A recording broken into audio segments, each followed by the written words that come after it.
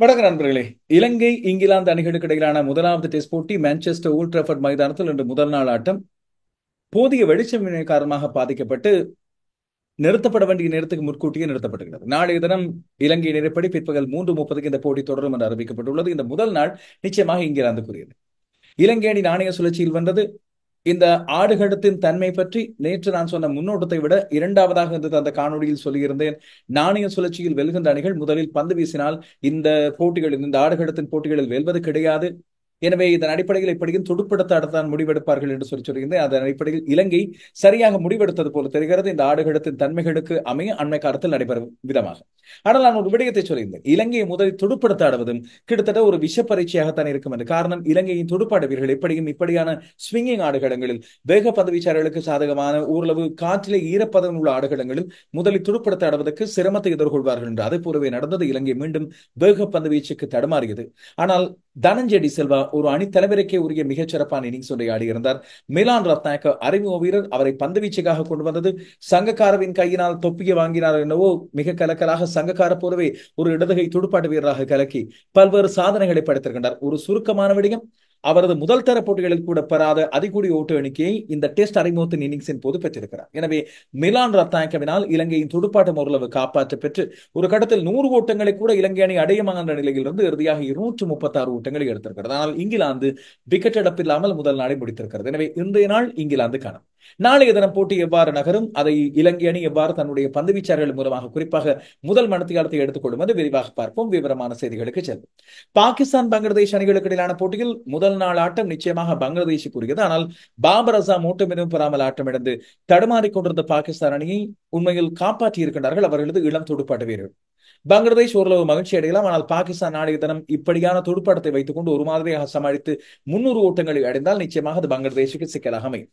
இதேவேளை இன்னும் சில முக்கியமான சுவாரஸ்யமான போட்டிகள் ஒரு பக்கம் நடந்து கொண்டிருக்க, ஒரு முக்கியமான போட்டி கால்பந்தாட்ட நட்சத்திரங்களுக்கிடையே. அந்த இரண்டு பேர் தான் உலகத்தின் மிகச்சிறந்த கால்பந்து நட்சத்திரங்கள். எத்தனை தசாப்தங்கள் கடந்தாலும் இந்த இரண்டு பேருக்கு இடையிலான போட்டியை இனி வரும் யாரும் நிகர்க்க முடியாது என்று சொல்லக்கூடிய அளவுக்கு மெஸ்ஸியும் ரொனால்டோவும் தங்களுக்கு இடையில் ஆரம்பத்தில் லீக் போட்டிகளில் மோதி இருந்தார்கள். பின்னர் சர்வதேச நாடுகளுக்காக மோதி இருந்தார்கள். உலக கிண்ண போட்டியிலே இருந்தார்கள். அதுபோல அவர்களுக்கு கிடைக்கின்ற மிகச்சிறந்த விருதுகளிலே போட்டியிலே இருந்தார்கள். பின்னர் இரண்டு பேரும் வெவ்வேறு கண்டங்களிலே ஆடி வருகின்றார்கள். அதுவும் பிரதானமான கால்பந்தாட்ட லீக்குகளிலே இரண்டு பேரும் இல்லை. ஆனால் இப்போது வேறொரு போட்டியில் இந்த இரண்டு பேரும் முட்டி மோத ஆரம்பித்திருக்கின்றார்கள். ஒருவர் ஏற்கனவே வந்திருந்தார். இப்போது அந்த கடத்திலே புதியவர் ரொனால்டோ வந்து குதித்திருக்கிறார். அது என்ன அறிந்து கொள்ள ஆர்வமாக இருந்தால் காத்திருங்கள், அந்த விவரங்களையும் கொண்டு வருகிறேன். இதுவரையில் இன்னும் ஒரு முக்கியமான கிரிக்கெட் செய்தி. 2020 உலக கிண்ணம் இப்பொழுது பங்களாதேஷிலிருந்து ஐக்கிய அரபு அமீரகத்துக்கு கொண்டு செல்வதாக ஐசிசி அறிவித்திருக்கிறது. விரிவான விடயங்களை பார்ப்பதற்கு இடையில் இன்றும் எங்களோடு சேர்ந்து பயணித்துக் கொள்கிறார்கள் டாப். உலகத்தில் நீங்கள் உழைக்கின்ற பணம் எந்த நாட்டிலிருந்து நீங்கள் உழைத்தாலும் உயரிய பெறுமதியோடு நீங்கள் அனுப்ப வேண்டிய நாட்டுக்கு போய் சேர வேண்டும். அது நிச்சயமாக கனடா, ஐரோப்பிய நாடுகள், ஐக்கிய அரபு அமீரகமாக இருந்தால் வேறு தெரிவே கிடையாது. டாப் சென் தான் காரணம். டாப் சென் ஒரு நாளின் உயர்வான பெறுமதியை உங்களுக்கு வழங்குகிறது. இது போல மேலதிக கட்டணம் எதையும் மறவிடுவதில்லை. நீங்கள் செய்ய வேண்டியது, முதல் தடவையாக நீங்கள் டாப் சென்னை உங்களது போனிலே நீங்கள் பயன்படுத்துவதாக இருந்தால் மறக்காமல் லோஷன் 10 என்ற ப்ரோமோ கோடை பதிந்து கொள்ளுங்கள். இதன் மூலமாக உங்களுக்கு சலுகைகள் கிடைக்கும். எனவே வேகமாக பாதுகாப்பாக பணத்தை அனுப்புவதற்கு ஒரே வழி டாப் சென். வெளிநாட்டிலிருந்து பணம் அனுப்ப விரைவான வழி Tap Send. UK, Canada, France, Germany, Italy, Belgium உள்ளிட்ட நாடுகளில் இருந்து மொபைல் மூலம் நீங்கள் அனுப்பும் பணத்தை மறுநொடியில் இலங்கையின் வங்கி கணக்கில் பெறலாம். அனுப்பும் கூலி அறவிடப்படுவதில்லை. உயர் பெறுமதியில் எக்ஸ்சேஞ்ச் ரேட். உலகம் முழுவதும் 1 லட்சத்திற்கும் அதிகமான யூசர்களை கொண்ட டாப் சென்ட் ஆப்பினை இன்றே டவுன்லோட் செய்யுங்கள். மேலதிக சலுகைகளை பெற LOSHAN10 என்கிற ப்ரோமோ கோடை பயன்படுத்துங்கள். டப்பென பணம் அனுப்பிட டப்பென Idea top cent. Manchester Old Trafford மைதானம். இந்த மைதானம் இலங்கை இதுவரைக்கும் ஆடிய ஒரே ஒரு டெஸ்ட் போட்டியை தான் நடத்தி இருக்கிறது. 2002ஆம் ஆண்டு அந்த போட்டியில் இலங்கை அணி தோற்று போயிருக்கிறது என்று தரவாக ஒரு விடயத்தை சொல்லுகிறது. ஆனால் லண்டன் இலங்கை அணிக்கு ராசியான லங்கா என்று சொல்லி இலங்கை அழைக்கப்படுவதோ என்னவோ தெரியவில்லை. லண்டனுக்கும் இலங்கைக்கும் அப்படி ஒரு ராசி பொருத்தம் போல தெரிகிறது. கடந்த 10 வருடங்களாக 98ஆம் ஆண்டு அர்ஜுனா ரணதுங்க தலைமையில் வென்ற பிறகு இலங்கை அணி லண்டனில் இடம்பெற்ற எந்த ஒரு டெஸ்ட் போட்டியிலும் தோற்றதில்லை. அதை அப்படியே தக்க வைத்துக் கொள்ள வேண்டுமாக இருந்தால் இம்முறை இந்த அணி மிகச் சிறப்பான முறையில் ஆட வேண்டும் என்று குறிப்பிட்டது. பேஸ்பால் ஆட்டத்தை ஆடுவதற்கு இங்கிலாந்து அணி தயாராக இருந்தாலும் பென் ஸ்டோக்ஸ் இல்லாத காரணத்தால் இங்கிலாந்து கொஞ்சம் அந்த இடத்திலே பலவீனப்பட்டு போயிருக்கும். இலங்கை தன்னுடைய அதி உயர் பரத்துக்கு ஆட வேண்டும். இதைத்தான் இலங்கை அணியின் நிர்வாகமும் முடிவெடுத்திருந்தது. இலங்கை அணி நேற்று தங்களுடைய 11 கொண்ட அணியை இங்கே அறிவித்த வேளையில கூட இலங்கை அணியின் அந்த கட்டமைப்பை பார்த்த வேளையில் அவர்களது துடுப்பாடு வரிசை 7 பேர், பந்து வீச்சார்கள் 4 பேர் என்று கலக்கலாகத்தான் களமிறங்கியிருந்தார். நாணய சுழற்சியில் வந்தது, முதலில் துடுப்படுத்தாட முடிவெடுத்தது, அது எல்லாம் சரி. ஆரம்ப முதல் 3-4 ஓவர்கள் இலங்கை அணி ஆடிய விதத்தை பார்க்கும்போது உண்மையில் இலங்கை அணி நேர்த்தியாக ஆடுகிறது. பந்துகளை பார்த்து பயப்படவில்லை, பயப்படுத்துகின்ற பந்துகளும் வரவில்லை. ஆரம்ப பதவியை எடுத்துக்கொண்டது கிறிஸ் வோக்ஸும் கஸ் அட்கின்சனும். மாப்பு 150 கிலோமீட்டர் வேகத்தில் வரப்போறார். அதுக்கிடையில் இவர்கள் ஓரளவுக்காவது தங்களை சிறப்படுத்திக் கொள்ள வேண்டும் என்று யோசிக்கின்ற வேளையில் தான் ஆரம்ப விக்கெட்டாக ஆட்டமிழந்திருந்தார் திமுத் கருணாரத்ன. திமுத் கருணாரத்ன இங்கிலாந்து ஆடுகளங்களில் ஆடிப்பழகியவர், பிராந்திய அணிகளுக்காகவும் ஆடியவர் என்ற காரணத்தால் அவரிடம் துடுப்பாட்ட அனுபவம் ஒன்று இருக்கும். இது இலங்கை அணியின் ஏனைய வீரர்களுக்கு பெரிய ஒரு உற்சாகமாக இருக்கும் என்று பார்த்தால் ஹுக் செய்ய முனைந்து பந்து துடுப்பீரை பட்டும் படாதமாக விக்கெட் காப்பாளரும் செல்லவர் ஆட்டமிழந்தார். உண்மையில் கஸ் அட்கின்சன் தன்னுடைய ஷார்ட் பீட் பந்துகளை மிக நேர்த்தியாக பயன்படுத்தி இருந்தார். இலங்கை இன்றைய நாளில் தடுமாறியது எப்படியான பந்துகளில், வேக பந்து வீச்சாளர்களின் எந்த பந்துகளில் தடுமாறியது என்று கேட்டால் இறுதியாக ஷாயிப் பஷீரும் 3 விக்கெட்டுகளை வீழ்த்தியிருந்தார் என்பதை பார்க்க வேண்டும். இலங்கையின் துடுப்பாட்ட வீரர்களில் இன்று கவனிக்கக்கூடிய 2 பேராக இருந்த 2 பேர் தனஞ்சய டி சில்வாவும் அறிமுக வீரான மிலான் ரத்நாயக்கவும். மிலான் ரத்நாயக்க 28 வயதில் தன்னுடைய டெஸ்ட் அறிமுகத்தை பெற்றுக் கொண்டு வருவர். முதல் தர போட்டிகளில் 2 அரைச்சதங்களை கொண்டு ஒருவர் சகோதர வீரராக அணிக்குள்ளே வரவில்லை. ஆனால் ஏனைய வீரர்களை விட இவர் ஓரளவுக்கு துடுப்படுத்த ஆடக்கூடியவர் என்ற காரணத்தால் தான் இவர் 9ஆம் இலக்கத்தில் அனுப்பப்பட்டார். அசித்த பெர்னாண்டோ கூட மிக முக்கியமான பல போட்டிகளில் துடுப்படுத்த ஆடியிருக்கிறார். விஸ்வ பெர்னாண்டோ சில முக்கியமான இணைப்பாட்டங்களை புரிந்திருக்கிறார். அப்படி இருக்கும்போது மிலான் ரத்நாயக் 9ஆம் இலக்கத்தில் அனுப்பப்பட்டது ஆச்சரியமாக பல பேர் பார்த்திருக்க, அது ஏன் என்று சொல்லி தன்னுடைய துடுப்பின் மூலமாக காண்பித்திருந்தார். மிலான் ரத்நாயக்க பற்றியும் இன்றைய நாளில் இலங்கையின் இன்னிங்ஸ் பற்றியும் அவர் காப்பாற்றியதை பற்றியும் இன்னும் பல முக்கியமான தரவுகளை தருவதற்கிடையில் உங்களுக்கு ஒரு கூலான விடயத்தை சொல்ல வேண்டும். வெயில் காலம் கடுமையாக வியர்க்கும். வெளியே சென்றுவிட்டு வந்தால் அப்படியே தெப்பலாக நனைந்தது போல இருக்கும். வீட்டுக்குள்ளே இருந்தாலும் அனல் காற்று அடிக்கும் என்று இருப்போருக்கு நிச்சயமாக ஏசி ஒரு அற்புதமான நிவாரணம். ஆனால் மின்சார கட்டணம் உயர்வு, ஏசி வாங்கி பொருத்துவது என்று சொன்னால் சாமானியர்களால் முடியாது என்று சொல்லி தயங்கிக் கொண்டிருக்கும் உங்களுக்கு தீர்வாக இப்பொழுது வந்திருக்கிறது ஃபேமஸ் இன்வெர்டர் ஏசி. 60% மின்சார சிக்கனத்தை உங்களுக்கு கொண்டு தருகிறது. அதுபோல ஏசி ஏனைய இடங்களில் வாங்குவதை விட இங்கே விலையும் மிக மிக குறைவு. இலங்கையை பொறுத்தவரையில் பெஸ்ட் பிரைஸ் இங்கே தான் தருகிறார்கள் என்று சொல்லி ஃபேமஸ் இன்வெர்டர் ஏசி என்று நடத்துகிறார் உங்களுக்கு சொல்கிறார்கள். கொழும்பு கொள்ளுப்பட்டியில் உள்ள லிபர்டி பிளாசாவின் 1ஆம் மாடிக்கு நீங்கள் சென்றால் அங்கே முழுமையான விவரங்களை உங்களுக்கு சொல்வார்கள். இதிலேயே ஜப்பானிய தொழில்நுட்பம் அதுபோல 100% காப்பர் வைண்டிங் ஆகியவை இந்த ஃபேமஸ் இன்வெர்டர் ஏசி மீது தனியான நம்பிக்கையை கொடுக்கும். ஹாட்லைன் இலக்கத்தை நீங்கள் அழைக்கலாம் 0774747666. சென்று பாருங்கள், உங்களுக்கு பிடித்த ஏசியை அப்படியே தூக்கி கொண்டு செல்லுங்கள். ARV Vision ஸ்போர்ட்ஸ் பார்த்து வந்தோம் என்று சொல்லுங்கள், உங்களுக்கு விசேட சலுகைகளும் அங்கே இருக்கு. ஃபேமஸ் இன்வெர்டர் ஏசி அறிமுகப்படுத்துகிறோம். இலங்கையின் மிகச்சிறந்த விலையில் இன்வெர்டர் ஏசி, ஜப்பானிய தொழில்நுட்பத்தில் 100% காப்பர் வைண்டிங்குடன் 60% மின்சாரத்தை சேமித்திடுங்கள். தரமான நம்பிக்கையுடன் 5 வருட உத்தரவாதத்துடன் அனுபவித்து மகிழ குழுமையுடன் இருந்திடுங்கள். பணத்தை சேமித்திட இன்றே மிகச்சிறந்ததை தெரிவு செய்யுங்கள். Famous inverter AC. Your comfort our priority. நாணய சுழற்சியில் வந்த இலங்கை அணியின் துடுப்பாட்டம் ஆரம்பத்திலிருந்து வேகப்பந்து வீச்சுக்கு வழமையாக தடமாறுவதை போல தடமாறுகிறது. மீண்டும் ஒரு தடவை இலங்கையின் துடுப்பாட்டம் இலங்கையை கைவிட்டிருக்கின்றது என்றுதான் சொல்ல வேண்டும். இப்படியான மைதானங்களில் முதலில் நாணய சுழற்சியில் வென்று துடுப்படுத்தாடும் போது நான் ஆரம்பத்திலே குறிப்பிட்டேன், முதலில் துடுப்படுத்தாடினால் 300 ஓட்டங்கள் 350 ஓட்டங்களாவது இலங்கைக்கு உறுதியை அடிப்பதாக இருக்கும். 400 ஓட்டங்கள் 450 ஓட்டங்களை பெற்றுக் கொண்டால் வெற்றி நிச்சயம்.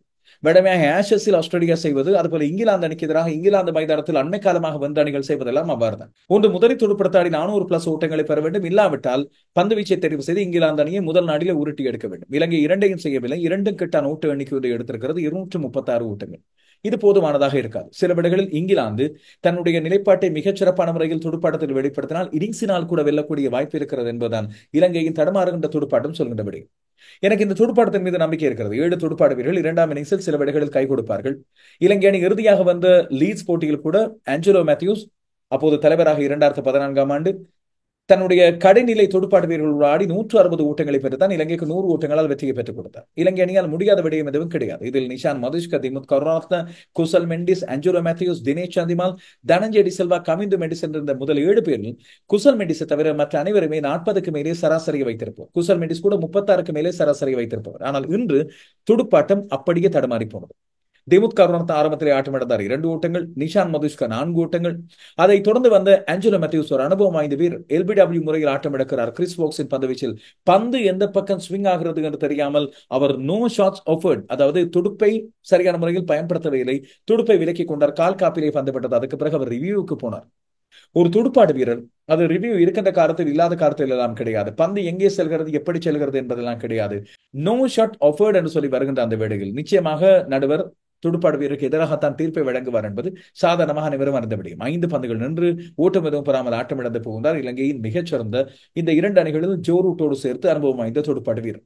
ஒரு காலத்தில் இப்போது இங்கிலாந்து அணியில் ஆடுகிறார் இந்த ஜோ ரூட், ஆஸ்திரேலியாவின் ஸ்டீவ் ஸ்மித், இந்தியாவின் விராட் கோலி மற்றும் கேன் வில்லியம்சன் இவர்களோடெல்லாம் போட்டி போட்டுக் கொண்டிருந்தவர் ஆஞ்சலோ மேத்யூஸ். அந்த நம்பிக்கை தான் இன்னும் அவரை தக்க வைத்திருக்கிறது இலங்கையின் சிரேஷ்ட வீரர். ஆனால் இன்று அவர் ஆட்டமிழந்த விதம் உண்மையில் படுமோசம். அதைத் தொடர்ந்து சந்திமாலும் குசால் மெண்டிஸும் இணைந்து ஒரு சின்ன இணைப்பாட்ட முறை புரிந்து ஒரு சின்ன நம்பிக்கை ஒன்றை கொடுத்திருந்தாலும் யாரும் பெரிய அளவு ஓட்டு எண்ணிக்கைக்கு செல்லவில்லை. சந்திமால் 17 ஓட்டங்கள், ஷாயிப் பஷீரின் விக்கெட்டாக மாறியிருந்தார். குசால் மெண்டிஸ் 24 ஓட்டங்களை பெற்று ஆட்டமிழந்திருந்தார். அவருக்கு மார்க்வுட்டிடமிருந்து கிடைத்த வேகமான ஒரு பவுன்சர் பந்து ஒன்று அவரை நிலைகுலிய வைத்திருந்தது. அதைத் தொடர்ந்து தான் தனஞ்செடி சில்வா வந்து சின்ன நம்பிக்கை ஒன்றை கொடுத்தார். கமிந்து மெண்டிஸும் ஆடிய விதத்தை பார்க்கும்போது நான் குறிப்பிட்ட இலங்கையில் இவர் ஒரு மைக்கேல் ஆசி என்று குறிப்பிடலாம். பிராட்மனை விட சிறந்த சராசரி வைத்திருக்கின்றார் என்று. அவர் ஆடிய சில ஸ்ட்ரோக்குகள் உண்மையில் பெரிய ஒரு நம்பிக்கை ஒன்றை கொடுத்திருந்தன. முதலாவது பவுண்டரியை அவர் வாக்ஸின் பந்துவீச்சில் எடுத்த பிறகு வாக்ஸ் அவருக்கு செய்த பொறியிரை மாட்டிக் கொண்டிருந்தார். மிகச்சிறப்பான ஒரு ஸ்குவாட் டிரைவ் மூலமாக 4 ஓட்டங்கள் எடுத்த பிறகு அடுத்த பந்து இப்படித்தான் என்று சொல்லி அவருக்கு ரவுண்ட் த விக்கெட் மூலமாக வீசப்பட்டது. விக்கெட் காப்பாளர் பிடி கொடுத்து ஆட்டமிழந்து போயிருந்தார். அது அவருக்கு வைக்கப்பட்ட பொறி. பிரபாத் ஜெயசூரிய 10 ஓட்டங்கள் அவர் கஸ் அட்கின்சனின் ஷார்ட் பிச் பந்துகளால் வதைக்கப்பட்டிருந்தார். ஆனால் தனஞ்செடி சில்வா மறுமுனையை பிடித்துக் கொண்டிருந்தார். மிகச்சிறப்பு. அவர் காத்துக் கொண்டிருந்தது தன்னோடு நின்று ஆடக்கூடிய ஒரு இணைப்பாட்டத்துக்காக. 63 ஓட்டு இணைப்பாட்டம் முறை புரிந்திருந்தார் அறிமுக வீரராக இந்த நாளில் வந்த மிலான் ரத்நாயக்க. மிலான் ரத்நாயக்க ஏற்கனவே இந்த முதல் தர போட்டிகளில் 2 அரைச்சதங்களை பெற்றுக் கொண்டார். ஆனால் இவ்வாறு துடுப்படுத்த ஆடுவார் என்று நிச்சயமாக மிலான் ரத்நாயக்கவை அணிக்குள்ளே தெரிவு செய்த தேர்வாளர்களுக்கு நம்பிக்கை இருந்திருக்கார். மிலான் ரத்நாயக்கவுக்கு இருந்திருக்கு. காரணம் அவர் ஆடிய விதத்தை பார்க்கும்போது அவருக்கு அந்த நம்பிக்கை இருந்திருக்கும் போல தெரிகிறது. மூவர்ஸ் அணிக்காக இப்போது முதல் தர போட்டிகளில் ஆடி வருகின்ற மிலான் ரத்நாயக்க 40 கழக போட்டிகளில் ஆடி இதுவரைக்கும் அவர் 2 அரைச்சதங்களை எடுத்திருந்தார். இந்த போட்டிக்கு முன்னதாக அவருடைய அதிகூடிய ஓட்டு எண்ணிக்கை 59, சராசரி வரும் 16. எனவே அந்த 16 ஓட்டங்களை தான் அவரால் எடுக்க முடியும் என்பதுதான் பொதுவான எடுகோலாக இருக்கும். ஆனால் இன்று அவர் ஆடிய விதத்தை பார்க்கும்போது ஒரு தேர்ந்த சகடுதுறை வீரராக அவரை மாற்றலாம். ஏன் இங்கிலாந்து நேர்முகவர்ணையாளர்கள் அவர் ஒரு துடுப்பாட்டு வீரராக ஆடியதை பற்றி சொல்கிறார். நேர்முகவர்ணையை பொறுத்தவரையில் கேட்க காதுக்கு இதமாக இருந்தது.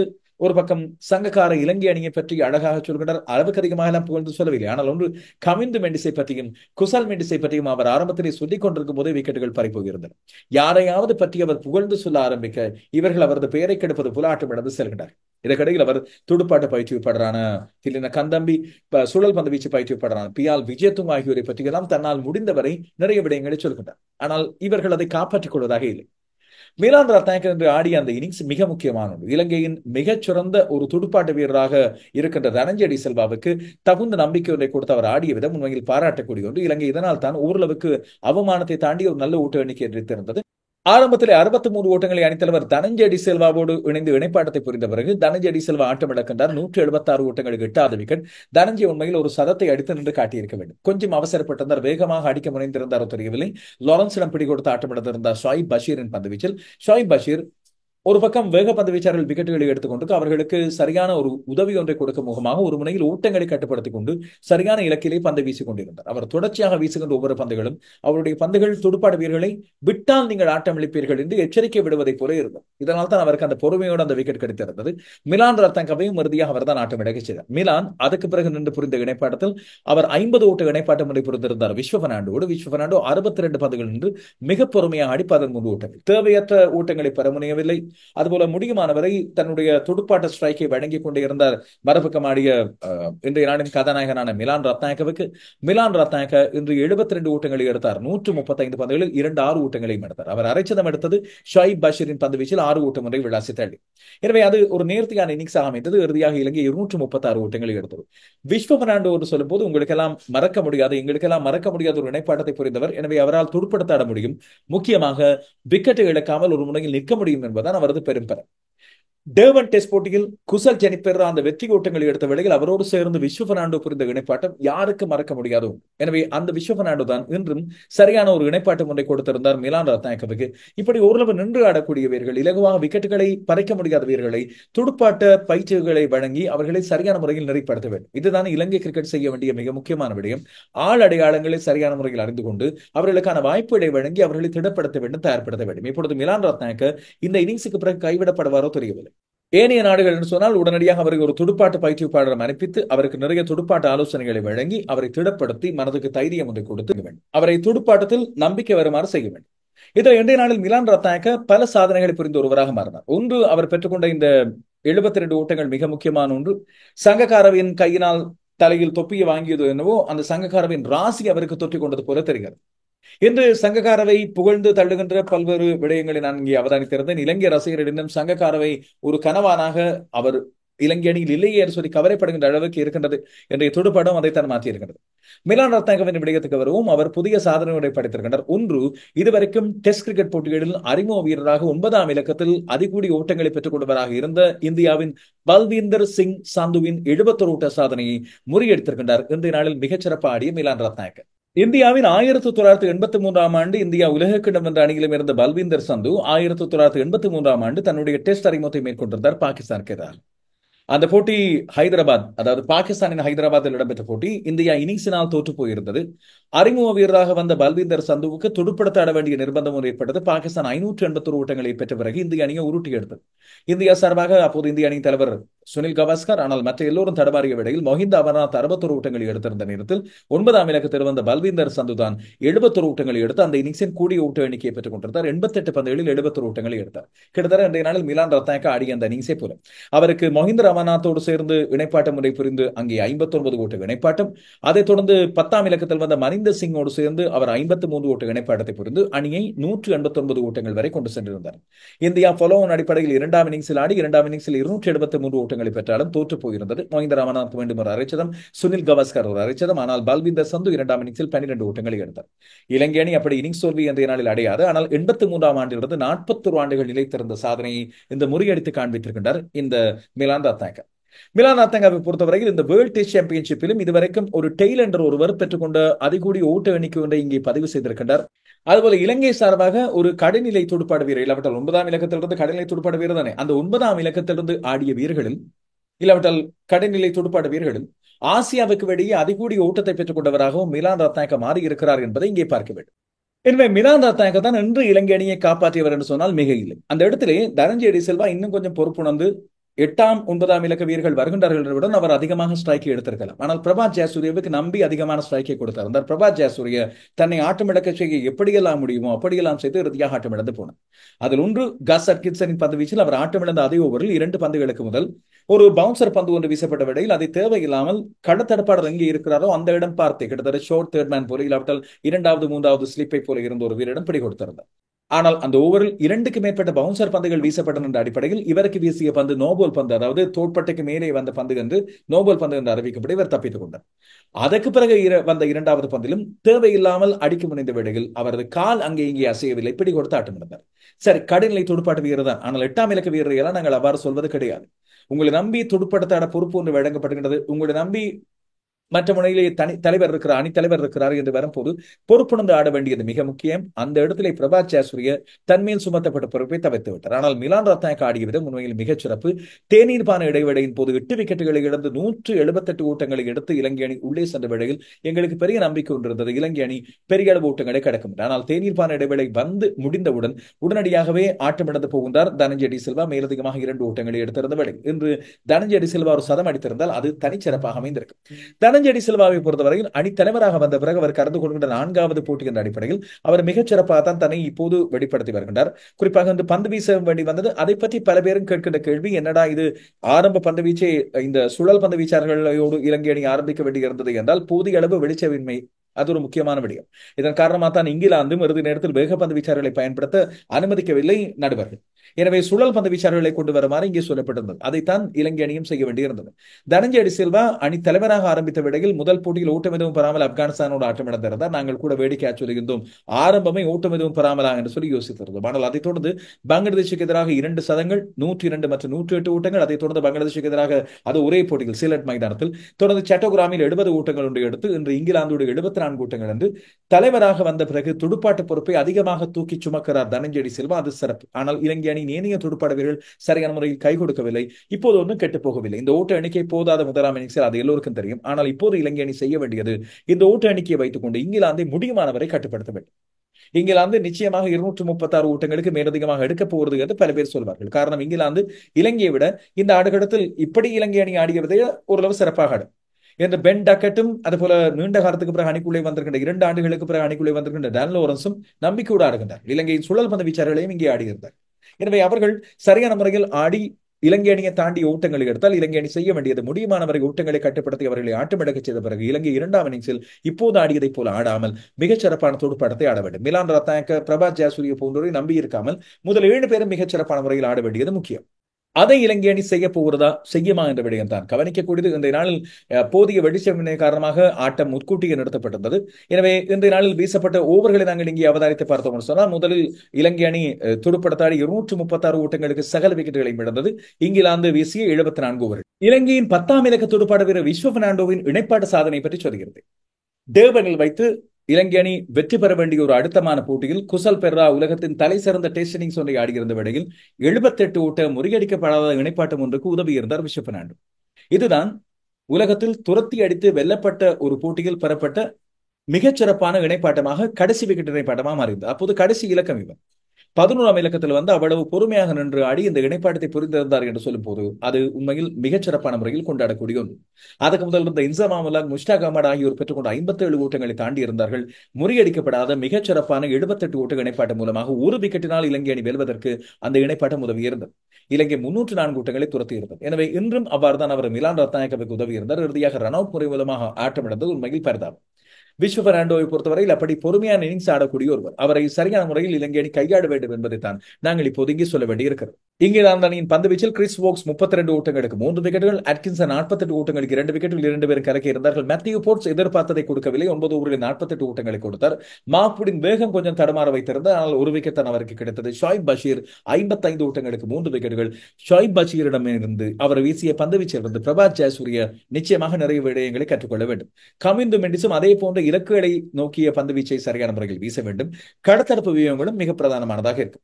இங்கிலாந்து இன்று தன்னுடைய இன்னிங்ஸை ஆடியிருந்த வேளையில் ஆரம்பத்தில் 4 ஓவர்கள் மட்டுமே வீசப்பட்டன. தனஞ்சயடி சில்வா 2 ஓவர்கள், பிரபாத் ஜெயசூரிய 2 ஓவர்கள். 2 பேருமே 2 சுழல் பந்து வீச்சாளர்களுமே இங்கிலாந்து துடுப்பாட்ட வீரர்களுக்கு பெரிய அளவில் தடுமாற்றத்தை கொடுக்கவில்லை. டியூக் பந்து சுழல் பந்து வீச்சாளர்களுக்கு எவ்வாறு 2ஆம் நாளில் வேலை செய்யும் என்பதை நாங்கள் பொறுத்திருந்து பார்க்க வேண்டியிருக்கும். பென் டக்கட் ஆட்டம் இழக்காமல் 13 ஓட்டங்கள், டான் லாரன்ஸ் ஆட்டம் இழக்காமல் 9 ஓட்டங்களோடு இருக்கின்றார்கள். இந்த இடத்துல தான் இன்னும் ஒரு சில இன்றைய நாளில் பெறப்பட்ட சில தரவு ரீதியான சாதனைகளை பார்த்தார். ஒன்று, இன்றைய நாளை பொறுத்தவரையில் மேத்யூஸ் தன்னுடைய 190 பிளஸ் இன்னிங்ஸை ஆடி இருக்கின்றார். இந்த 190க்கு மேற்பட்ட இன்னிங்ஸை ஆடிய வேளையில் மிக குறைவான 0 ஓட்டங்களுக்கு ஆட்டமிழந்தவராக இப்பொழுது மேத்யூஸ் தான் விளங்குகிறார். இன்று அவர் ஓட்டம் எதுவும் பெறாமல் ஆட்டமிழந்திருந்தார். ஆனால் 6 தடவைகள் தான் அவர் ஓட்டம் எதுவும் பெறாமல் அவர் ஆட்டமிழந்திருக்கிறார். இங்கிலாந்தின் முன்னாள் அணித்தலைவர் டேவிட் கார் 190க்கு மேற்பட்ட இன்னிங்ஸில் ஆடி 7 தடவைகள் ஓட்டம் எதுவும் பெறாமல் ஆட்டமிழந்திருந்தார். ஏபிடி வில்லியர்ஸ் தென்னாப்பிரிக்கா 8 தடவைகள் அவர் ஓட்டம் எதுவும் பெறாமல் ஆட்டமிழந்திருந்தார். அதேவேளை தனஞ்சயடி சில்வா உலக டெஸ்ட் சாம்பியன்ஷிப்பில் இப்பொழுது 2000 ஓட்டங்களை தாண்டி இருக்கிறார் என்ற விடயத்தையும் இங்கே ஞாபகப்படுத்த வேண்டும். இது இந்த பருவகாலம் அல்ல, மொத்தமாக. தினேஷ் சந்திமால் இப்போது TM டெல்ஷானை தாண்டி அதிகமான ஓட்டங்களை டெஸ்ட் ஓட்டங்களை பெற்றுக்கொண்ட இலங்கையரின் வரிசையில் இன்னும் ஒரு படி முன்னேறி இருக்கிறார். உலக டெஸ்ட் சாம்பியன்ஷிப் பட்டியலை பொறுத்தவரையில் இதுவரைக்கும் அதிகூடிய மொத்த ஓட்டங்களை எடுத்திருப்பவராக இருப்பவர் இங்கிலாந்து அணியின் சிரேஷ்ட துடுப்பாட்ட வீரரான ஜோ ரூட். அவர் 56 டெஸ்ட் போட்டிகள், 100 இன்னிங்ஸில் 4598. நமக்கெல்லாம் அத்தனை டெஸ்ட் போட்டிகள் கிடைப்பதில்லை இலங்கை அணிக்கு. லாபுஷே 45 போட்டிகளில் 3904 ஓட்டங்கள். ஸ்டீவ் ஸ்மித் 45 போட்டிகளில் 3486. பென் ஸ்டோக்ஸ் 48 போட்டிகளில் 3101. உஸ்மான் கவாஜா 32 போட்டிகளில் 2686. இந்த ஆஸ்திரேலிய இங்கிலாந்து வீரர்களை தாண்டி பாபர் அசாம் 30 இன்னிங்ஸில் 2661 ஓட்டங்கள். இன்று அவர் ஓட்டம் எதுவும் பெறாமல் ஆட்டமிழந்தார் பாகிஸ்தான் இன்னிங்ஸில். ஜாக் க்ரோலிக்கு பிறகு ரோஹித் சர்மா இருக்கின்றார் 32 இன்னிங்ஸில் 2552 ஓட்டங்கள். டிராவிஸ் ஹெட், டேவிட் வார்னருக்கு பிறகு இலங்கையர் சார்பாக அதிகூடிய ஓட்டங்களை எடுத்துக்கொண்டவராக திமுத் கருணாரத்ன 27 டெஸ்ட் போட்டிகளில் 2321. பாருங்கள், மற்றவர்களுக்கு கிடைத்திருக்கின்ற டெஸ்ட் போட்டிகளும் இலங்கை போன்ற நாடுகளுக்கு கிடைக்கின்ற டெஸ்ட் போட்டிகளும். அதுபோல நியூசிலாந்தின் கேன் வில்லியம்சனுக்கு 23 போட்டிகள் தான் கிடைத்தன. அவர் 2289 ஓட்டங்கள். விராட் கோலி 36 டெஸ்ட் போட்டிகள் ஆடியிருக்கின்றார். அவர் உலக டெஸ்ட் சாம்பியன்ஷிப்பை பொறுத்தவரையில் பெரிய அளவில் பெறுபவர்களை காண்பிக்கவில்லை என்று தெரிகிறது. அவர் எடுத்திருக்கின்றார் 2235 ஓட்டங்கள். இலங்கை சார்பாக 2000 ஓட்டங்களை கடந்த இன்னொருவராக இப்பொழுது தனஞ்சயடி சில்வா மாறியிருக்கின்றார். இலங்கையின் மற்றொரு வீரராக இந்த 2000 ஓட்டங்களை நெருங்கக்கூடிய ஒருவராக இருப்பவர் ஆஞ்சலோ மேத்யூஸ். ஆனால் அவர் இப்போது 25 இன்னிங்ஸில் 1536 ஓட்டங்கள். தினேஷ் சந்திமால் 22 இன்னிங்ஸில் 1475 ஓட்டங்கள். இலங்கை சார்பாக டெஸ்ட் போட்டிகளில் 7000 ஓட்டங்களை குவித்த 3 பேரை பற்றி இன்றைய முதல் காணொலியில் சொல்கிறது. குமார் சங்கக்கார, மஹேல ஜெயவர்தன மற்றும் ஆஞ்சலோ மேத்யூஸ். சனத் ஜெயசூரிய கிட்ட வந்து அதை நெருங்க முடியாமல் போனது 6973 ஓட்டங்கள். இன்று திமுத் கருணாரத்ன 2 ஓட்டங்களை மட்டும் எடுத்தார். அவர் 6901 ஓட்டங்களோடு இருக்கின்றார். அதுபோல அரவிந்த டி செல்வா 6361. அதைத் தொடர்ந்து மாவன் அத்தபத்து 5502. இன்று தினேஷ் சந்திமால் தில்ஷானை முந்தியிருக்கிறார். இப்போது சந்திமால் 5496. டில்ஷான் 5492. இலங்கையரின் இப்போது முன்னேறி வருகின்ற இளம் வீரர்களின் வரிசையில் குசல் மெண்டிஸ் 4136 ஓட்டங்களையும், தனஞ்செடி சில்வா 3656 ஓட்டங்களையும் எடுத்திருக்கின்றார்கள். எனவே இலங்கையின் இரண்டாம் இன்னிங்ஸ் துடுப்பாட்டத்தை பொறுத்துத்தான், அதுபோல இலங்கையின் முதலாம் இன்னிங்ஸ் பந்து வீச்சை பொறுத்துத்தான் இந்த டெஸ்ட் போட்டியில் இலங்கை மீண்டும் இழந்ததை எடுத்துக்கொள்ளக்கூடிய ஒரு வாய்ப்பு இருக்கு. இங்கிலாந்து அணி தலைவர் ஒலி போப்பை பொறுத்தவரையில் தலைவராக தன்னை மிகச்சிறப்பான முறையில் தன்னுடைய அறிமுக போட்டியில் நிரூபித்திருக்கின்றனர். ஒரு பெரிய தடமாற்றம் கிடையாது. அவர்கள் ஏற்கனவே ஒரு ஃபார்முலா ஒன்றை வைத்திருக்கின்றார்கள், இப்படித்தான் செய்ய வேண்டும் என்று. பென் ஸ்டோக்ஸும் பேஸ் என்று சொல்லப்படுகின்ற பிரண்டன் மெக்கலமன் சேர்ந்து ஒரு வியூகம் ஒன்றை வகுத்திருக்கின்றார்கள். கடைநிலை துடுப்பாட்ட வீரர்கள் வந்தால், டெய்லண்டர்ஸ் வந்தால் அவர்களுக்கு பவுன்சர் பந்துகளை வீச வேண்டும் என்று பேட் லைட் வேக பந்து வீச்சாளர்கள் வீச முடியாது என்ற வந்த விலையில் ஜோ ரூட்டே பவுன்சர் பந்தை வீசுகிறார். அதுபோல களத்தரப்பு வியூகங்களை பொறுத்தவரையில் கடநிலை துடுப்பாட்ட வீரர்கள் வந்தால் அவர்களை எப்படியாவது ஆட்டம் இழக்க செய்ய வேண்டும் என்று நெருக்குவாரங்களை கொண்டு வருகின்றார்கள். தனஞ்செடி சில்வா வந்தவுடன் அவருக்கு பவுன்சர் பந்துகளை வீசினால் அவர் ஹுக் செய்கிறார், புல் செய்கிறார் என்று தெரிந்தவுடன் அதற்கேற்ற வகையில் 2 கடத்தரப்பாளர்களை ஃபைன் லெக்கிலும் லாங் லெக்கில் விட்டால் டீப் ஸ்காரில் நிறுத்திவிட்டு பந்துகளை அவ்வாறு வீசுகிறார். இதுதான் உண்மையில் ஒரு வியூகமாக இருக்க வேண்டும். ஆனால் சனத் ஜெயசூரியை பொறுத்தவரையில் மற்றவர்களைப் போல அல்லாமல் அன்ஆர்த்தடாக்ஸாக சிந்திக்கக்கூடிய ஒருவர். இந்த நாளில் நேர்முக வர்ணனையாளர்களை பொறுத்தவரையில் mark Boucher, Nasar Hussain, mic அத்தர்டன் போன்றோர் சொல்லியிருந்த விடயங்களில் குறிப்பாக இலங்கையின் சித்தார்த் வெத்திமுனி முதல் ராய் டாஸ், திலீப் மெண்டிஸ், குமார் சங்கக்கார, அரவிந்த் டி செல்வா போன்ற பல்வேறு வீரர்களை பற்றி சொல்லும்போது அவர்கள் நேர்த்தியான மிகச்சிறப்பான டெஸ்ட் துடுப்பாட வீரர்கள். இலங்கையின் டாப் ஆர்டர் துடுப்பாட வீரர்களை பொறுத்தவரையில் அவர்கள் மிகச்சிறப்பான முறையில் தங்களுடைய துடுப்பாட்ட பலனை வெளிப்படுத்தக்கூடியவர்கள் என்று சொல்லி பாராட்டியது. எனவே அப்படியான வீரர்கள் ஆடக்கூடிய அந்த விதம், அவர்கள் எவ்வாறு மிகச்சிறப்பான முறையில் ஆடுவார்கள் என்ற விதங்களை பொறுத்தவரையில் இலங்கையின் அந்த வீரர்களுக்கு இருக்கின்ற அந்த பொறுப்புணர்ந்து இவர்கள் சரியான முறையில் ஆட வேண்டியிருக்கு. அதை சரியான முறையில் அவர்கள் வெளிப்படுத்த வேண்டியிருக்கும். தங்களுக்கு இருக்கின்ற அனுபவம் சந்திமாலுக்கும், மேத்யூஸுக்கும், திமுத் கருணாரத்னவுக்கும், என் குசல் மெண்டிஸ் மற்றும் அணித்தலைவர் தனஞ்செடி செல்வாவுக்கு இருக்கின்ற அந்த அனுபவங்கள் இங்கிலாந்தின் பல வீரர்களுக்கு கிடையாது. அதை அவர்கள் சரியான முறையில் தங்களை நிரூபித்துக் கொள்ள வேண்டும். ஆடுகளங்களின் தன்மைகள் இல்லாவிட்டால் இந்த இடங்களில் வேக பந்து வீச்சாளர்களின் பவுன்சர் பந்துகள் என்று சொல்லி பயப்படுவது, ஸ்விங் ஆகின்ற பந்துகளை பற்றி பயப்படுவது எல்லாம் இங்கே நடக்க வேண்டாத விடயம். துடுப்பாட்டம் தான் எங்களது பலவீனமாக இப்பொழுது மாறி இருக்கிறது என்று வரும்போது அது உண்மையில் மிக மன வருத்தத்துக்குரிய ஒரு விடயம். இலங்கை அணி 2ஆம் இன்னிங்ஸில் சமாளிக்குமா என்பதை பொறுத்திருந்து பார். இந்த நாளில் அறிமுகமான ஒரு பந்து வீச்சாளராக வந்த துடுப்பாட்ட ஆட வேண்டிய நிர்பந்தத்துக்குள்ளாகி இருந்த மிலான் ரத்நாயக்க இலங்கையின் துடுப்பாட்ட வீரர்களை நிச்சயமாக சங்கடப்பதை செய்திருக்கின்றார். அவர்களை வெட்கப்பட செய்திருக்கின்றார். உங்களால் செய்ய வேண்டிய வேலையை நான் செய்திருக்கிறேன் என்று சொல்லி அவர் இங்கே செய்திருக்கின்றார். எனவே இதைத்தான் துடுப்பாட வீரர்கள் 2ஆம் இன்னிங்ஸில் பந்து வீச்சாளர்களுக்கு அந்த சங்கடத்தை கொடுக்காமல் மிகச்சிறப்பான முறையில் துடுப்படுத்தாட வேண்டி இருக்கும் என்பதுதான் இப்போது நாங்கள் கருதக்கூடிய விடயம். இலங்கை அணி நாளைய தினம் பந்து வீச்சில் முதல் மணித்தியாலம் வேக பந்து வீச்சாளர்களுக்கு சாதகமாக இருக்கும். அசித்த பெர்னாண்டோவும் விஸ்வ பெர்னாண்டோவும் தங்களால் எதை முடியுமோ அதை மிகச்சிறப்பான முறையில் இங்கே செய்ய வேண்டும். இதுவரை இடம்பெற்ற இந்த முதல் நாள் டெஸ்ட் ஆட்டத்தின் போது 2 அணிகளும் தேசிய கீதம் இசைக்கப்பட்ட போது கருப்பு பட்டிகளை அணிந்திருந்தன. பின்னர் விளையாடும் போதும் அந்த கருப்பு பட்டிகளை அணிந்திருந்தன. என்ன காரணம் என்று சொல்லி பல பேரும் கேள்வி எழுப்பிய நேரத்தில் நான் ஏஆர்வி லோஷன் ஸ்போர்ட்ஸின் ஃபேஸ்புக் பக்கம் மூலமாக அந்த விடயத்தை சொல்கிறேன் உங்களுக்கு. காலமான இங்கிலாந்தின் முன்னாள் துடுப்பாட்ட வீரர் கிரஹன் தோப்பின் நினைவாகத்தான் அந்த கருப்பு பட்டி அணிந்து அவருக்கான அஞ்சலி செலுத்தப்பட்டிருந்தது. 2 அணிகளுமே இந்த அஞ்சலியை செலுத்தியிருந்தன. இது மட்டுமில்லாமல் இந்த கருப்பு பட்டிக்கு முன்னதாக அவர்கள் தேசிய கீதம் இசைக்கப்பட்ட பிறகு கரகோஷம் எழுப்பி தங்களுடைய முன்னாள் ஹீரோ ஒருவரை ஞாபகப்படுத்திக் கொண்டார்கள். அண்மையில் வெளியான ஒரு செய்தியின் அடிப்படையில் கிரஹன் தோப் நோயின் பலி தாங்காமல் தன்னுடைய வாழ்வை தானே முடித்துக் கொள்ளும் முடிவை எடுத்திருந்தார் என்று அவரது குடும்பத்தவர்கள் அறிவித்திருந்தார். ஓடும் தொடர்ந்தில் பாய்ந்து தனது வாழ்வின் முடிவை அவர் தேடிக்கொண்டார் என்று சொல்லப்படுகிறது. கடந்த ஆகஸ்ட் மாதம் 4ஆம் தேதி இடம்பெற்ற இந்த சம்பவம் 100 டெஸ்ட் போட்டிகளை ஆடிய ஒருவர், இங்கிலாந்துக்காக மிகச்சிறந்த துடுப்பாட்ட வீரராக விளங்கிய ஒருவர். இது மட்டுமில்லாமல் இந்த இங்கிலாந்து ஆடி வருகின்ற இந்த இங்கிலாந்து அணியின் அநேகமான வீரர்களோடு அவர் இங்கிலாந்து அணியிலும் அதுபோல பிராந்திய அணிகளின் பல்வேறு இடங்களிலும் ஆடியிருக்கின்றார். இங்கிலாந்தின் இப்போதைய முன்னணி துடுப்பாட்ட வீரர்களாக விளங்குகின்ற ஜோ ரூட் மற்றும் பென் ஸ்டோக்ஸ் ஆகியோரோடு அவர்களது வளர்ச்சியில் மிக பெரும் பங்கு வழங்கிய ஒருவருக்கு 2 அணிகளும் அஞ்சலி செலுத்தியது மிக பொருத்தமான ஒரு விடயமே. நாங்களும் எங்களது இரங்கல்களை தெரிவித்துக் கொள்வோம். இன்று இலங்கை அணி குசல் மெண்டிஸை கொண்டு வந்திருந்தது. ரசிகர்கள் நிறைய பேர் தங்களுடைய எதிர்ப்பை வெளிப்படுத்தியிருந்தார்கள். உண்மையில் இலங்கையின் இப்போதைய ஃபார்மில் மிகச்சிறப்பான இருக்கின்ற பெத்தும் நிசங்கவை உள்ளே இறக்கி இருக்க வேண்டும் என்று. குசல் மெண்டிஸ் 24 ஓட்டங்களை எடுத்திருக்கின்றார். தடுமாறிய இணைய மத்திய வரிசை துடுப்பாட்ட வீரர்களில் இவர் ஓரளவு பரவாயில்லை, 3வது கூடிய ஊட்ட எண்ணிக்கை என்று சொல்லக்கூடிய அளவுக்கு இருக்கிறார் மிலான் ரத்நாயக்கவுக்கு பிறகு. எனவே 2ஆம் இன்னிங்ஸில் குசல் மெண்டிஸ் எவ்வாறு தன்னை சமாளித்துக் கொள்ள போனார். இது மட்டுமல்லாமல் இலங்கை கிரிக்கெட் நிர்வாகம் குசல் மெண்டிஸுக்கு இன்னும் ஒரு உதவியையும் செய்திருக்கிறது. அவரை விக்கெட் காப்பில் ஈடுபட விடாமல் சந்திமாலுக்கு விக்கெட் காப்பை கொடுத்திருக்கிறது. இது எந்த அளவு தூரத்துக்கு சந்திமால மிகச்சிறப்பான விக்கெட் காப்பாளர், எந்த அளவு தூரத்துக்கு அணியின் சமநிலையில் தாக்கத்தை கொண்டு வரும் என்று சொல்லி தெரியாது. மற்றபடி இன்றைய நாள் ஆட்டத்தின் மூலமாக நீங்கள் கண்டுகொண்ட விடயம் என்ன? ஏமாற்றமா இல்லாவிட்டால் இது எதிர்பார்த்தீர்களா? உங்கள் கருத்துக்களை சொல்லுங்கள். அப்படியே நாங்கள் பாகிஸ்தான் பக்கம் போனோம் என்று சொன்னால் ராவல்பிண்டியில் இன்றைய நாளில் ஆரம்பித்தது. இந்த போட்டி தாமதமாகத்தான் ஆரம்பித்தது. நாணய சுழற்சி மிக தாமதமாகத்தான் இடம்பெற்றது. பாகிஸ்தான் பங்களாதேஷ் அணிகளுக்கு இடையிலான இந்த போட்டியில் நாணய சுழற்சியில் வென்ற பங்களாதேஷ் கதையே இல்லாமல் முதலில் பந்து வீச ஆரம்பித்தது. அவர்கள் இன்றைய நாளில் இறக்கிய பந்து வீச்சாளர்களை பொறுத்தவரையில் ஷரீஃபுல் இஸ்லாம், ஹசன் மேமூன், நஹீத் ரானா ஆகிய வேக பந்து வீச்சாளர்களோடு ஷகிப் அல் ஹசனும் மெஹ்தி ஹசன் மிராசும் இருந்தார்கள். நான் ஏற்கனவே எதிர்வு கூறுகிறேன், பங்களாதேஷ் நிச்சயமாக 3 வேக பந்து வீச்சாளர்களை கொண்டு வரும். பாகிஸ்தானோ 4 வேக பந்து வீச்சாளர்களை இறக்கியிருந்தது. ஆனால் அவர்கள் முதலில் துடுப்படுத்த ஆட வேண்டியிருந்தது. அப்துல்லா ஷாஃபிக் 2 ஓட்டங்கள், அணித்தலைவர் ஷான் மசூத் 6 ஓட்டங்கள், பாபர் அசாம் 2வது பந்திலே ஓட்டம் எதுவும் பெறாமல் ஆட்டமிழந்தார் என்று முதல் 3 விக்கெட்டுகளை வீழ்த்தி பங்களாதேஷின் ஆதிக்கத்தை செலுத்தியிருந்தது. 16 ஓட்டங்களுக்கு 3 விக்கெட்டுகள். ஆனால் இலங்கையின் மத்திய வரிசை போல அங்கே தடமாறி போகாமல் பாகிஸ்தான் 98 ஓட்ட 4வது விக்கெட் இணைப்பாட்டு மூலமாக இன்றைய நாளின் ஆட்ட முடிவின் போது 158 ஓட்டங்கள் 4 விக்கெட்டுகளை இழந்தது. இதில் சயீம் அயூப் 56 ஓட்டங்களை எடுத்திருந்தார். சவுத் ஷக்கீல் ஆட்டம் இழக்காமல் 57 ஓட்டங்களை எடுத்தார். முகமது ரிஸ்வான் ஆட்டம் இழக்காமல் 24 ஓட்டங்களை எடுத்து அணியை ஓரளவு திடல் நிலைக்கு கொண்டு வந்திருக்கிறார்கள். எனவே இது ஒரு சிறப்பான ஒரு நிலைக்கு இப்போது பாகிஸ்தான் வந்திருக்கிறது. இன்று வீசப்பட்டது வெறும் 41 ஓவர்கள். ஆனால் பங்களாதேஷின் ஆரம்ப பந்து வீச்சை பற்றி நிச்சயமாக சொல்ல வேண்டும். ஷரீஃபுல் இஸ்லாமும் ஹசன் மேமூடும் கலக்கியிருந்தார்கள். தலா 2 விக்கெட்டுகள் 2 பேரும். நஹீத் ரானா எதிர்பார்த்த தாக்கத்தை கொடுக்கவில்லை. இந்த இங்கிலாந்தின் போர்ட்ஸ் போலத்தான் அவர் 10 ஓவரில் 48 ஓட்டங்களை கொடுத்தார். மெஹ்தி ஹசன் மிராசும் ஷகிப் அல் ஹசனும் மொத்தமாக 6 ஓவர்களை வீசியிருந்தார்கள். அவர்களினாலும் பெரிய அளவு இந்த தாக்கத்தை இறுதி நேர விக்கெட்டுகளை எடுப்பதற்கு கொண்டு வர முடியவில்லை. சவுத் ஷக்கீல் உபதலைவராக நியமிக்கப்பட்டதிலிருந்து தன்னை மிகச்சிறப்பான முறையில் நிரூபிக்க வேண்டும் என்று ஆடிக்கொண்டிருக்கிறார். அதுபோல சப்ராஸை விட்டு உள்ளே ரிஸ்வானை கொண்டு வந்திருக்கிறார்கள். ரிஸ்வான் இப்போது ஆட்டம் இழக்காமல் 24 ஓட்டங்கள், துடுப்பாட்டத்தில் தன்னை நிரூபிக்க வேண்டியிருக்கும். எனவே இந்த முதல் நாள் ஆட்டம் இன்று பங்களாதேஷுக்கு சாதகமாக போயிருக்கிறது என்பது உறுதி. அதை மாற்றி நாளைய நாளில் பாகிஸ்தான் எவ்வாறு ஆதிக்கத்தை செலுத்தப் போகிறது என்பதுதான் சுவாரஸ்யமான ஒரு கேள்வியாக இங்கே இருக்கு. இப்படி இருக்கின்ற வேளையில் இந்தியா சுழல் பந்து வீச்சாளர்களுக்கு எதிராக தடமாறுகிறது என்று சொல்லி அண்மையில் இலங்கையில் இடம்பெற்ற ஒருநாள் தொடருக்கு பிறகு எழுந்த விமர்சனங்களுக்கு இந்தியா பெரிய அளவில் பதில் அளிக்கவில்லை. ரோஹித் சர்மா ஒரு விடயத்தை சொன்னார். இலங்கை அணியை விட தாங்கள் மோசமாகத்தான் சுழல் பந்து வீச்சாளர்களை ஆடி இருந்தோம் என்று சொல்லி இங்கே குறிப்பிட்டது.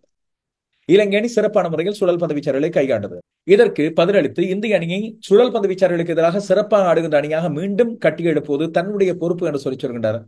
நெதர்லாந்து அணியிலிருந்து வந்து இந்தியாவின் பயிற்றுவிப்பாளர்களில் துடுப்பாட்ட பயிற்றுவிப்பாளராக மாறி இருக்கின்ற, துடுப்பாட்ட உதவி பயிற்றுவிப்பாளராக மாறி இருக்கின்ற ராயன் டென் டோஸ்கட் நெதர்லாந்து இருந்து வருகின்ற ஒருவர் இந்திய அணிக்கு, அதுவும் பாரம்பரியமாக சுழல் பந்து வீச்சாளர்களுக்கு மிகச்சிறப்பு ஆடுகின்ற இந்திய அணிக்கு சொல்லிக் கொடுக்க வேண்டி இருக்கிறதா என்று பல பேர் கேலியும் கிண்டலுமாக கேள்வி ஒன்றை விடங்கலாம். ஆனால் ராயன் டென் டோஸ்கட் இதுல ஒரு நல்ல விடயத்தை சொல்கிறார்.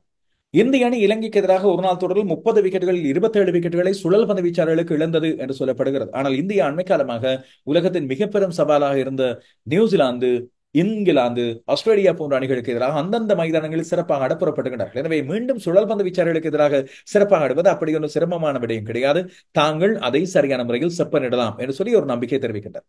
இதேவேளை இன்னும் ஒரு செய்தி ஒன்று வந்திருக்கின்றது. ஐசிசியின் புதிய தலைவராக இப்போது இந்திய கிரிக்கெட் சபையின் சக்தி வாய்ந்த செயலாளராக இருக்கின்ற அண்மை காலத்தில் இந்திய அணி ஆட்டி படைக்கின்ற என்று சொல்லப்படுகின்ற இளவட்ட இந்தியாவை மட்டுமல்ல உலக கிரிக்கெட் சபைகளை ஆட்டி படைத்து வருகின்ற ஜெய் ஷா நியமிக்கப்படலாம், அக்டோபர் மாதம் பதவியேற்றுக் கொள்ளலாம் என்று சொல்லி செய்திகள் இங்கே வருகின்றன. புதிய தலைவராக இவருக்குத்தான் வாய்ப்புகள் அதிகமாக இருப்பதாக இங்கே சொல்லப்படுகிறது. அதை பற்றி விவரமான விடயங்கள் இங்கே கொண்டு வரலாம். இப்படி இருக்கின்ற வேளையில் தான் ஆப்கானிஸ்தான் புதிய தங்களது உதவி பயிற்றுவிப்பாளராக ஒரு இந்தியரை கொண்டு வந்திருப்பது இங்கே முக்கியமான. இந்தியாவில் நன்கு அறியப்பட்ட ஒருவர், அண்மை காலமாக இந்திய அணியின் மிக முக்கியமான கடத்தரப்பு பயிற்றுவிப்பாளராக இருந்த ஒருவர், அண்மையில் இடம்பெற்ற இந்தியாவின் பயிற்சி மாற்றங்கள் இல்லாவிட்டால் பயிற்றுவிப்பாளர் மாற்றங்களுக்கு பிறகு அவர் இப்போது பதவி இழந்திருந்தார். எனவே அவரை, அதான் ஆர் ஸ்ரீதர், அவரை இப்பொழுது ஆப்கானிஸ்தான் தங்களுடைய உதவி பயிற்றுவிப்பாளராக கொண்டு வந்திருக்கிறார். நியூசிலாந்துக்கு எதிரான தொடர், அதுபோல தென்னாப்பிரிக்காவுக்கு எதிரான தொடர் ஆகியவற்றில் இவரது உதவி தங்களுக்கு தேவைப்படும் என்று சொல்லி இங்கே குறிப்பிடுகிறார். ரவி சாஸ்திரி இந்தியாவின் தலைமை பயிற்றுவிப்பாளராக இருந்த வேளையில் அவரோடு சேர்ந்து பணியாற்றியவர் தான் இந்த ஆர் ஸ்ரீதர். ஆர் ஸ்ரீதர் இப்போது உதவி பயிற்றுவிப்பாளர் ஆப்கானிஸ்தானால் நியமிக்கப்படுவதன் மூலமாக ஜொனதன் ட்ரோட்டுக்கு இன்னும் அதிகமான நன்மை கிடைக்கும் என்று சொல்லி சொல்லப்படுகிறது. ஜொனதன் ட்ரோட்டை பொறுத்தவரையில் இப்போது ஒற்றை டெஸ்ட் போட்டி கொண்டு இருக்கிறது. வருகின்ற செப்டம்பர் 9ஆம் தேதி அது இந்தியாவிலே கிரேட்டர் நொய்டாவில் இடம்பெற போகுது. அதுபோல தென்னாப்பிரிக்காவுக்கு எதிராக 3 ஒருநாள் சர்வதேச போட்டிகள் ஷார்ஜாவில் ஆடப்பட போகின்றன. ஸ்ரீதரை பொறுத்தவரையில் 54 வயதான முன்னாள் சுழல் பந்து வீச்சாளர், இடதுகை சுழல் பந்து வீச்சாளர், இந்தியாவின் ஹைதராபாத்துக்காக முதல் தர போட்டிகளில் ஆடி 2001ஆம் ஆண்டிலிருந்து பயிற்றுவிப்பாளராக தன்னுடைய காலத்தை ஆரம்பித்தவர். 2014ஆம் ஆண்டு இந்தியாவின் 19 வயதுக்குட்பட்ட அணியின் பயிற்றுவிப்பாளர்களில் ஒருவராக கலந்து கொண்டவர். அங்கே அவர்களது கடத்தரப்பை பார்த்துக் கொண்டவர். பின்னர் கிங்ஸ் 11 பஞ்சாபுக்காக ஐபிஎல்லிலும் பயிற்றுவிப்பு குழாமில் இடம்பெற்றிருந்தார். அதுக்கு பிறகுதான் ரவி சாஸ்திரி இவரை அழைத்துக் கொண்டார். இந்தியாவின் கடத்தரப்பு பயிற்றுவிப்பாளராக நீண்ட காலம் கடமையாற்றியிருக்கிறார். எனவே ஆப்கானிஸ்தானுக்கு மிக முக்கியமான ஒரு நம்பிக்கையாக இவர் கிடைத்திருக்கின்றார்.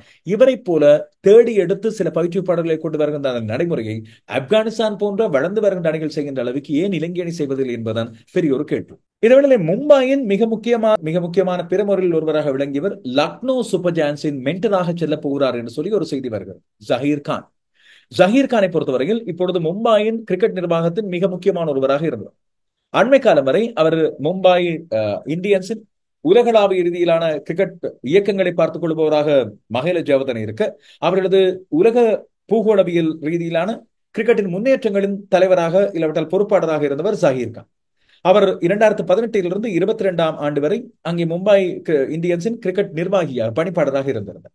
இந்த அண்மைக்கால மாற்றங்களுக்கு பிறகு அவர் அதிலிருந்து விலகி இருந்தார். இப்போது லக்னோ சூப்பர் ஜெயன்ஸோடு பேச்சுவார்த்தையில் ஈடுபட்டு வருவதாக இங்கே தெரிகிறது.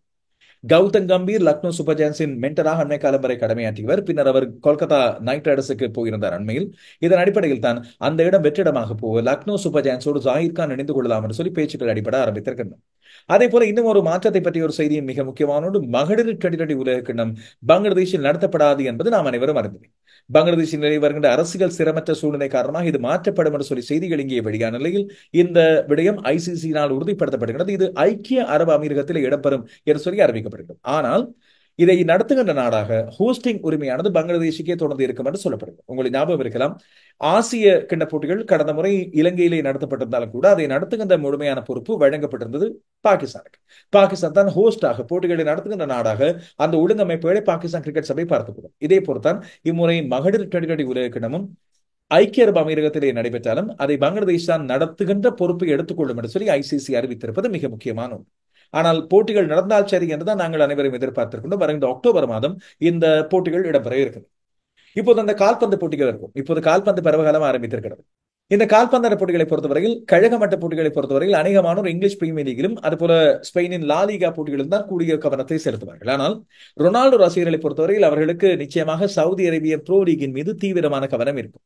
அதுபோல மெஸ்ஸியின் ரசிகர்களை பொறுத்தவரையில் அவர்கள் மெஸ்ஸி செல்லும் திசையெல்லாம் செல்கின்றவர்கள் அடிப்படையில் அமெரிக்கா பக்கம் தங்களுடைய பார்வையை செலுத்துவார்கள். இப்படி இருக்கின்ற இந்த நேரத்தில் இந்த இரண்டு பேருக்கும் இடையிலான போட்டி கால்பந்தில், விருதுகளில், கோல் அடிப்பதில் சரி பலவிதமாக இருந்து கொண்டிருக்கு. மெஸ்ஸி உலக கிண்ணம் வென்றவுடன் அந்த கோட் போட்டி முடிவடைந்தது என்று சொல்லப்பட்டது. மெஸ்ஸி மீண்டும் ஒரு தடவை இப்போது இடம்பெற்ற கோப்பா அமெரிக்கா கிண்ணத்தை மீண்டும் ஒரு தடவை வென்றெடுத்திருந்தார். அதுவும் ரொனால்டோவுக்கு பெரிய அளவில் கிண்ணங்கள் அண்மை காலத்தில் கிடைக்கவில்லை. ஐரோப்பிய கிண்ணம், அந்த கிண்ணத்தில் போர்ச்சுகல் தோல்வியடைந்து வெளியேறியதை அடுத்து ரொனால்டோவின் கதையும் முடிந்தது, கால்பந்து கதை. ஆனால் ரொனால்டோ இப்போது சவுதி அரேபிய ப்ரோ லீகில் தொடர்ச்சியாக ஆடி வருகின்றார். இந்த இரண்டு பேருக்கு இடையிலான சமூக வலைத்தள போட்டியை பொறுத்தவரையில் இன்ஸ்டாகிராமில் மெஸ்ஸியை வீழ்த்தி அதிகமான ஃபாலோவர்ஸை கொண்டவராக இருப்பவர் கிறிஸ்டியானோ ரொனால்டோ. இப்போது மெஸ்ஸி இருக்கின்ற ஒரு கடத்திலே குதித்திருக்கிறார் கிறிஸ்டியானோ ரொனால்டோ. யூடியூப், இதே போன்ற யூடியூப் மெஸ்ஸி, லியோ மெஸ்ஸி என்ற பெயரில் தன்னுடைய யூடியூப் சேனலை வைத்திருக்கின்றார். அதில் அவரை தொடர்வோரின் எண்ணிக்கை, சப்ஸ்கிரைபர்ஸின் எண்ணிக்கை 2.19. ரொனால்டோ இன்றைய நாளில் தான் அந்த யூடியூப் சேனலில் சேர்ந்து கொண்டார். அவர் தொடங்கி ஒரு சில மணி நேரங்களிலேயே லியோனல் மெஸ்ஸியை முந்திவிட்டார். இன்றைய நாளில் தான் ஆரம்பித்திருந்த அந்த சேனலை. ஆனால் இதுவரைக்கும் 18 காணொலிகள் அங்கே பதிக்கப்பட்டிருப்பதாக தெரிகிறது. உத்தியோகபூர்வமான சேனல் என்று சொல்லி அவருக்கு டிக்கும் அங்கே வழங்கப்படுகிறது. கிறிஸ்டியானோ ரொனால்டோவின் இந்த உத்தியோகபூர்வமான யூடியூப் சேனல் இந்த ஒளிப்பதிவை நான் செய்கின்ற வேளையில் 5.04 மில்லியன் சப்ஸ்கிரைபர்ஸை கடந்திருக்கிறது. இதிலே தொடர்ச்சியாக தன்னுடைய காணொலிகள் பதிவேற்றப்படும் என்று சொல்லி அவர் இங்கே குறிப்பிடுகிறார். இதுவரைக்கும் பதிவேற்றப்பட்ட காணொலிகளில் பல்வேறு முன்னர் பதிக்கப்பட்ட காணொலிகள், அதுபோல முன்னர் அவர் வழங்கிய பேட்டிகள் போன்ற விடயங்களோடு தன்னுடைய பழைய வரலாறுகளை பதிகின்ற விதமாக அதை பதிந்திருக்கின்றார். இதுவரைக்கும் அவர் பதிந்த காணொலிகளை பொறுத்தவரையில் அவரது தனிப்பட்ட வாழ்க்கை முறை முழுவதுமாக நேர்த்தியாக பதியப்பட்டதாக இருக்கிறது. ஒரு தேர்ந்த சமூக வலைத்தள பாவனையாளராக தனது பயணத்தை ஆரம்பித்திருக்கிறார். ரொனால்டோ வாழ்த்துக்கள். ஆனால் ஒன்று, கீரை கிடைக்கும் எதிர்கடை வேண்டும் என்பதை போல இத்தனை காலமும் மெஸ்ஸிக்கு 2.19 மில்லியன் ரசிகர்களாக இருந்தவர்கள் இன்று நான் பார்த்தேன் 2.15 இப்போது 2.19 மாறியிருக்கிறது. எனவே ரொனால்டோவுக்கு ரசிகர்கள் விரைவாக சேர்வது போல மெஸ்ஸியின் ரசிகர்களும் விட்டுக் கொடுக்காமல் நம்மால் தோற்றுவிடக் கூடாது என்று அந்த பக்கம் சப்ஸ்கிரிப்ஷனை ஏற்றுவார்கள் என்பது உறுதி. நம்ம பக்கம் கொஞ்சம் பார்த்துக் கொள்ளுங்க என்பதை நான் சொல்லக்கூடியது. இன்றைய நாளில் நான் குறிப்பிட்ட இந்த விளையாட்டு விடயங்களை பற்றிய உங்களுடைய கருத்துக்களை பதிந்து கொள்ளுங்கள். நாளை 11 மணிக்கு ராவல்பிண்டி டெஸ்ட் போட்டி ஆரம்பிக்கும். நாளை 3:30 இங்கிலாந்து இலங்கை அணிகளுக்கு இடையிலான போட்டி ஓல்ட் ட்ராஃபர்டில் ஆரம்பிக்கும். நம்பி இருப்போம் இலங்கை பந்து வீச்சாளர்களும் கலக்குவார்கள். மிலான் ரத்னாயக்கா துடுப்பாட்டத்தில் கலக்கியதை போல பந்து வீச்சிலும் தன்னுடைய அறிமுக போட்டியில் கலக்குவார்கள். காத்திருப்போம்.